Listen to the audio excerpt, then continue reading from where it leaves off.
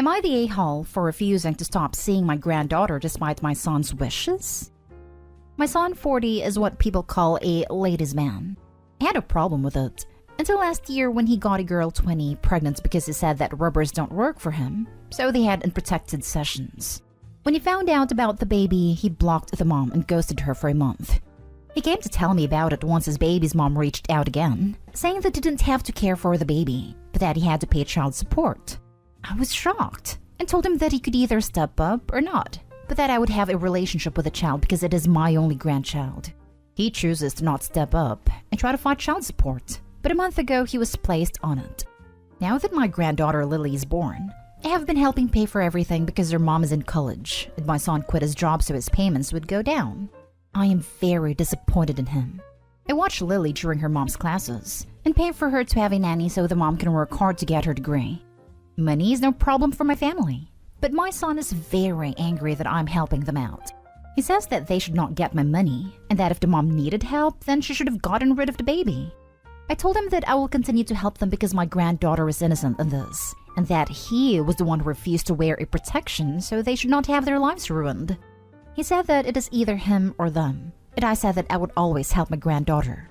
He has stopped talking to me, and my daughter said that I went too far, and that I should just cut ties with them. Am I the a-hole for helping them against my son's wishes? Now for the top comments. Not the a-hole, but your son is a giant a-hole. He is entitled and selfish, and frankly creepy that at 40 he knocked up a 20-year-old. He needs to grow up. I would disinherit him in a heartbeat. Write a will that cannot be challenged and make sure to get an attestation from a medical professional stating you were sound of mind when the will was drafted. But leave him enough money for a box of rubbers. Wait, he's 40 and she's 20? Have you had a second to digest that truth? Good riddance. Let him be a spoiled, disgusting individual. You are doing the right thing. A 40-year-old who quit his job so the 20-year-old he got pregnant by refusing to wear rubbers gets zero money to raise his child. Makes my stomach hurt reading that. I would give your son zero money from here on out, Opie. Not the a-hole. He said that rubbers don't work for him. Your son is an a-hole, and probably a walking STI vector. When he found out about the baby, he blocked the mom and ghosted her for a month. Seriously, he's just awful. You must be ashamed of him on many levels. You sound like an amazing woman, grandmother, and general person. Bluntly, your son's wishes don't mean anything. Your son's opinions about who cares for his child stopped being relevant a long time ago. I realize he's a grown man and his own master, but he needs to remember that you're a grown woman and your own master. Honestly, I'd be no contact with him over this kind of thing. There's something broken within him.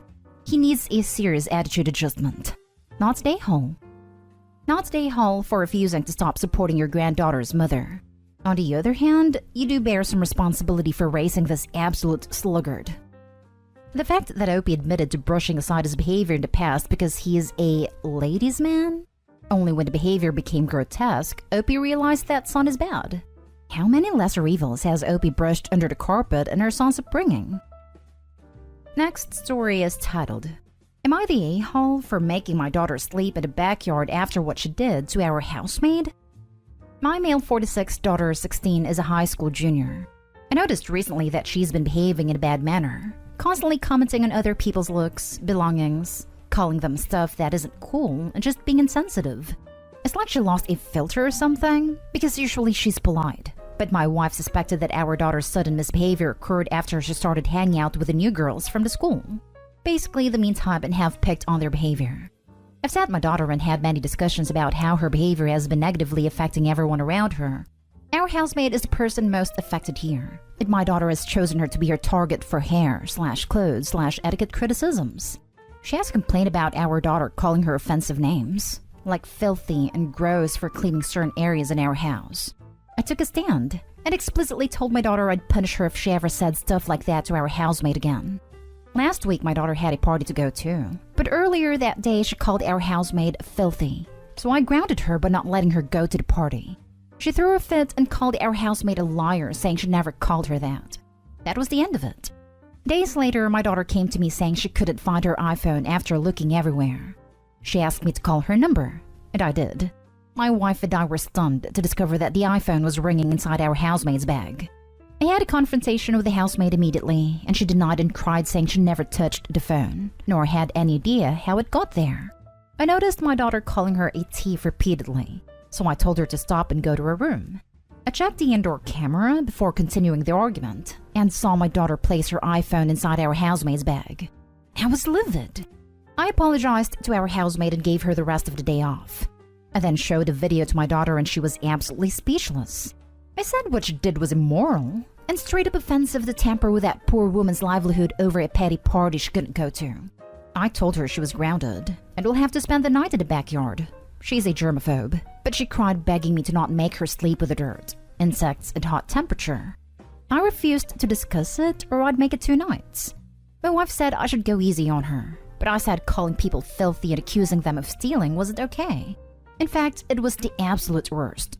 I then went through with my punishment. The reason I chose this punishment was because of the fact that my daughter says she is a germaphobe and used this as excuse to insult others' hygiene and appearance. Our backyard has dirt and bugs in it, and this kind of things get her uncomfortable. But other than that, the backyard is 100% safe. Question: why doesn't she clean up and do house chores as punishment instead? Because I've already tried this punishment before and it didn't work. Because she deliberately stopped eating for days to get out of it and ended up in the emergency department for low blood pressure.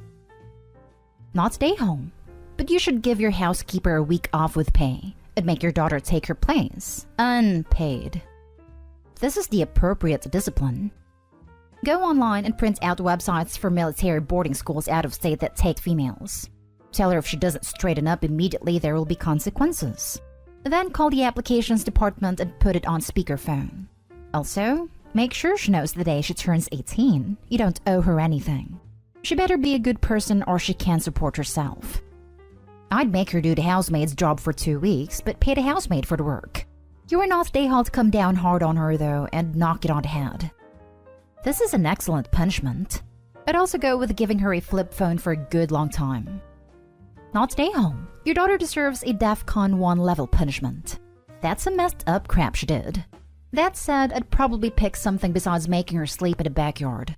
Too temporary, too unusual, too easy for her to make herself out to be the victim. It's both too much and not enough. Spend 1 weekend per month of her grounded without phone year picking up trash on the side of the road with her. Yes, you suggested good alternatives. The punishment should be constructive and educational. Picking trash and volunteering is effective. It's unacceptable to falsely accuse the housekeeper of stealing, and she has to endure the appropriate repercussions subsequently. You're the a-hole. Your child has obvious issues if she's willing to starve herself as a tactic. Have you tried therapy? Or anything other than straight punishment? Pete's sake. If she really is a germaphobe, that's a real medical condition. And by forcing her to sleep outside, you are being an emotionally and physically abusive a-hole. And yes, it's physical mistreatment as well. Disgusting. Next story. Am I the a-hole for only paying for a portion of my son's college, even though he had money from his dead brother's college fund? I, female 58, will always be a mother of my twin sons, Thomas and Sam. In the summer after they graduated when they were 18, Thomas passed away. I can't begin to explain how broken I was. At that point, Sam had already accepted an offer to go to an Ivy League school. My husband and I had about $100,000 each saved up for the boys. But Sam's school was so expensive that the money wouldn't cover it. Before Thomas passed, Sam was fine with taking out student loans to cover the rest. Then we lost Thomas. Less than 2 months after it happened, Sam asked if he could have the $100,000 that was set aside for Thomas. I lost it on him, but I told him that it was Thomas's money and not his, and it deserved to go to Thomas. This is where I might have been the a-hole, because Sam could have used that money, but he didn't get a cent of it. To be fair, my husband and I didn't get a cent of it either. We donated it all to various charities against drunk driving in memory of Thomas. That was all about 10 years ago. Sam took out student loans, but he is so young and already a very successful lawyer. I believe he's paid most of the loans off by now, possibly all. If it matters at all, my husband and I contributed a significant amount, about $50,000, to his law school tuition as well. I thought we were past it, but the other day Sam brought up how unfair it was for me to refuse to give him Thomas's money. We had a tearful argument over it, and now I just don't know what to think. If I could do it again, I still don't think I would give that money to Sam. Does that make me an a-hole? Edit. Because some people are confused about the way I worded things, here's a better explanation of the money. We had 2 separate college accounts for the boys. Each account had $100,000 in it. After Thomas passed, Sam still got the $100,000 he always knew he'd get. He just didn't get the additional $100,000 from Thomas's account. We never took money away from Sam. We just didn't give him any extra money that he wouldn't have had if Thomas had been alive. You're the a-hole, although I'm sorry for your loss. Your living son is grieving too. His life was forever affected by his brother's loss. You could have supported him and made it easier by helping him financially, but instead you made it clear that his brother's memory is more of a priority to you. Surely, Thomas would have wanted that money to help his brother. If I was your remaining child, I would have been so heartbroken. If I'm reading this right, they gave him $150,000 already, and they're an a-hole for not making it $250,000? Really? I don't think they are a-holes for not giving the money. It's the way they lashed out at their son that's so awful. They worded it in such a bad manner. That's the a-hole part. Let me ask, if you were reeling from your son's death and the body wasn't even cold and your other son asked for his money, would you feel happy/elated? You're pretty pissed off that your sons, their brothers, funds were more important to the other twin. Mild, you're the a-hole. Look, I get wanting to donate it to different charities.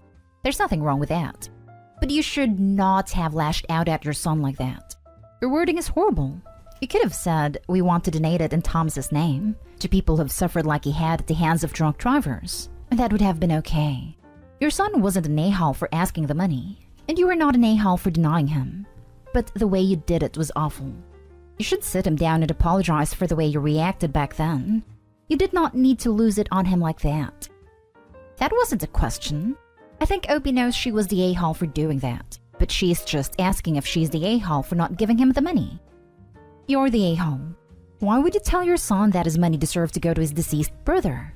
How does that make sense? $100,000 to an anti-drunk driving charity seriously just seems like they threw the money away in my opinion.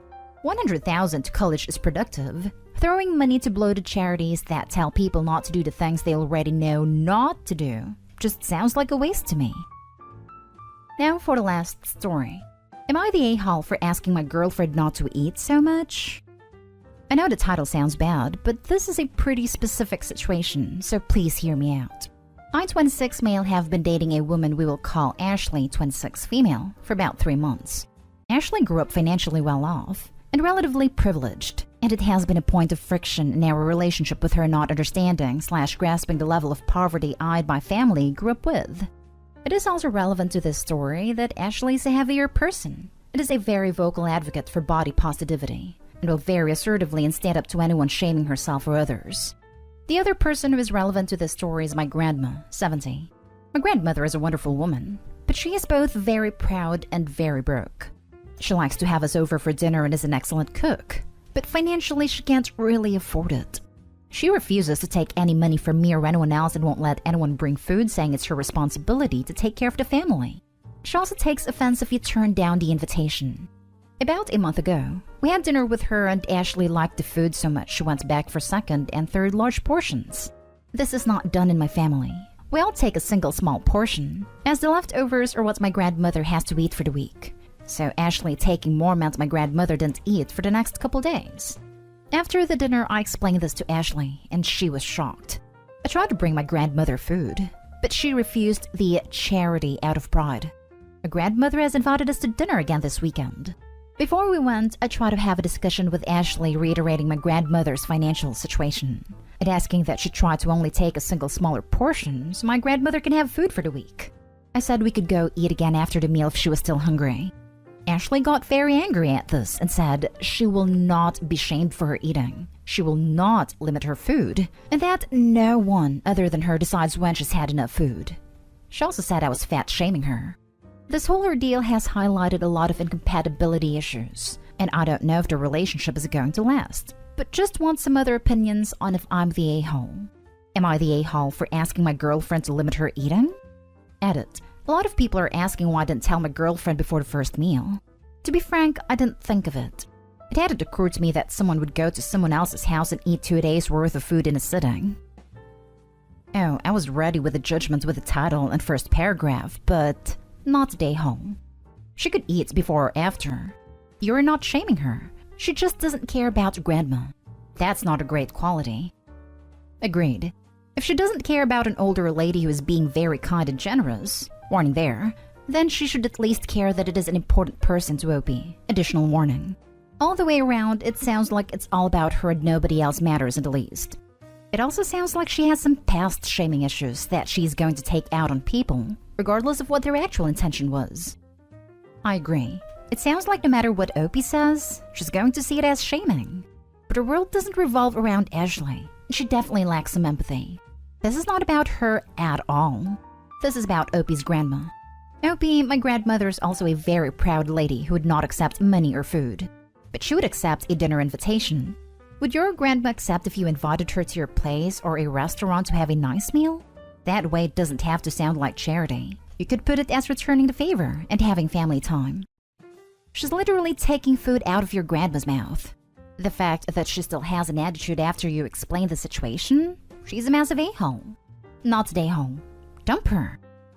Agreed, but also wondering why grandmother is so proud that she would rather not eat than allow her family to help her out. There comes a point where pride borders on stupidity. If your grandmother is so proud, how do you know that she won't eat for the rest of the week? Your grandmother is an adult who chooses to serve a certain amount of food and seems to get a lot of pleasure from feeding her family. It sounds to me like you are simultaneously fat-shaming Ashley. The issue has nothing to do with her weight. Why mention it? And infantilizing your independently living adult grandmother. You're the a-hole, in case that wasn't clear. Read this back to yourself and realize how stupid it sounds.